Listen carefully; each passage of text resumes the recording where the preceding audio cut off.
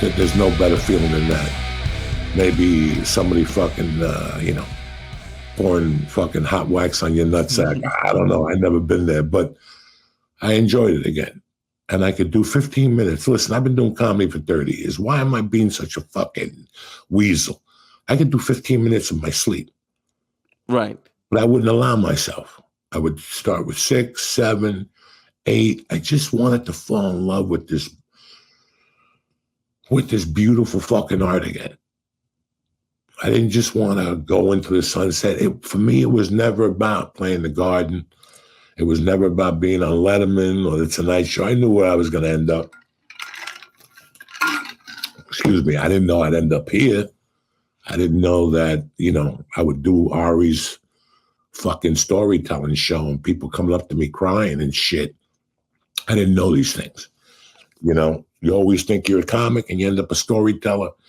People who are storytellers, you never know where this journey is going to take you. You know what I'm saying? What are we talking about? About why you like going to Austin. So, number one, listen. I had one of the biggest fucking opportunities in the world.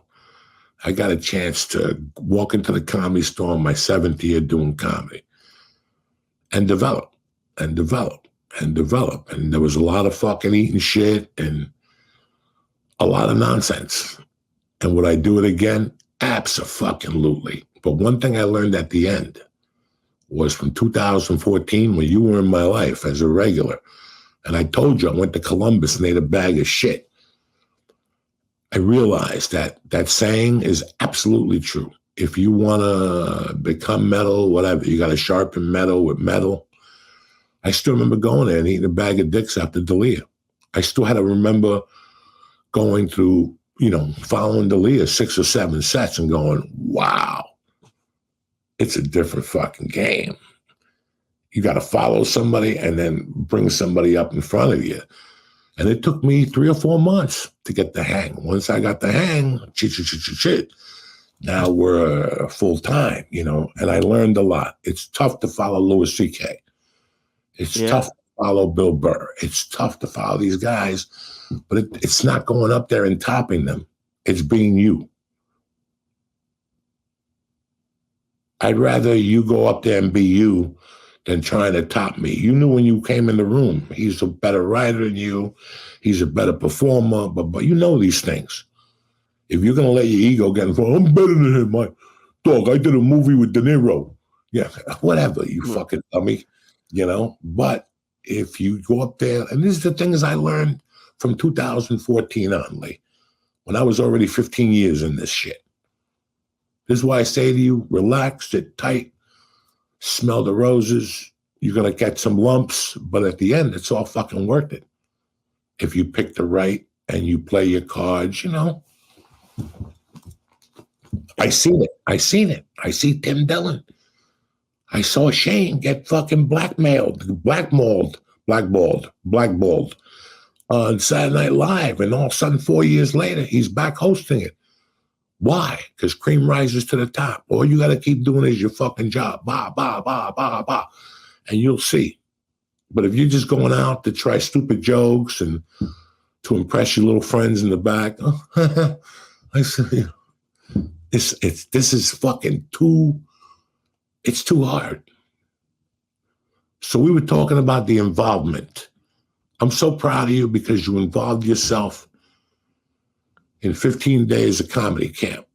That's half a fucking 30 days. Some people go to jail for hitting a clown in a car while they're on a bike or whatever the fuck. You just did 15 days. That's big. I talk shit about you every day over that. When people go, how's Lee doing? I go, Lee's at the fucking whatever in Vegas right now. Come on, what's he doing? He's fucking featuring over there. They go, come on. Lee, even Joe said, Joe asked me, how's Lee doing? I go, he's featuring at the whatever. And he goes, thank God you broke up the podcast. Wow. Yeah. That's cool. You would have died and you were not in better shape. He goes, think about it. Thank God you broke up the podcast because he learned a ton of shit. That's why he's at the Stratosphere this weekend. So That was probably the best part of the trip when he mentioned that to me. I got my that fucking shot in my knee. Oh yeah, like stem cells. Stem cell. I got this. This is the second one. Is it helping? A shout out to Ways to Well. Is it working? The first shot did miracles, and it still wasn't hurting. I just went down to back it up. If you're walking on ice, I'm doing some walking now. You got to walk to the fucking stage. Sometimes you forget, Lee, and I put all my weight on that knee and push myself up. Oh. I land, you get this fucking kick in the balls. And sometimes I get on this fucking bum crooked knee, the surgery knee, and I get up there and again, it buckles out of you. So I got to be careful. That's why I don't want to do anywhere big. I can't be walking around the fucking dark back then. The worst thing for me is to fall out of a fucking side curtain. And then, you know me, dog. I just get up and do comedy while I'm talking to Jew attorneys on the hotline. Oh, I always think I'm gonna fall. Or God, there was one club we used to do that you had to walk through a tunnel, like I was going in where they sent Tony Montana when he came from Cuba to that fucking Tentville. Oh, geez, yeah. Yeah, like I don't want to walk through there now. The last thing I want to do is fall in front of fucking, then I'm on TMZ, Chubby Joey Fellas shit, I'm not built to be on TMZ. That's why I always avoided those motherfuckers. I was thinking about that the other day. There was 2 situations with me where I think I laughed the hardest. It was me and Ralphie. God rest his soul. This had to be 90 fucking, no, I'm lying to you guys. Had to be about 2007. I was clean. He was picking me up on Mondays when he got back.